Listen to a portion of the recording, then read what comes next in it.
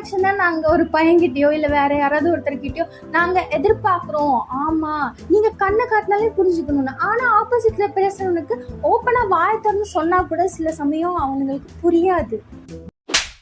அந்த பூ ரொம்ப நல்லா இருக்குல்ல, நல்லா இருக்கு. ஆமா, அந்த பூ ரொம்ப நல்லா இருக்கு. ஓகே ஓகே, அப்பாடி, ஒரு வழியா சொல்லிட்டோம். அங்கிள் போனா இதுல இருந்துதான் ஆர்குமெண்ட் உண்டாகும் கண்டிப்பா. நான் தான் சொன்னேன்ல, நீ எப்ப சொன்ன? நான் சொன்னேன்ல, நீ எப்ப சொன்ன?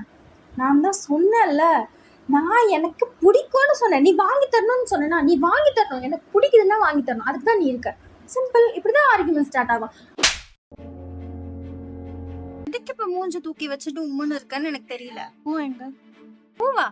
எப்ப நீ பூ வாங்கி கொடுக்க சொல்லி சொன்ன? வாய் திறந்து சொல்லவே இல்லையே.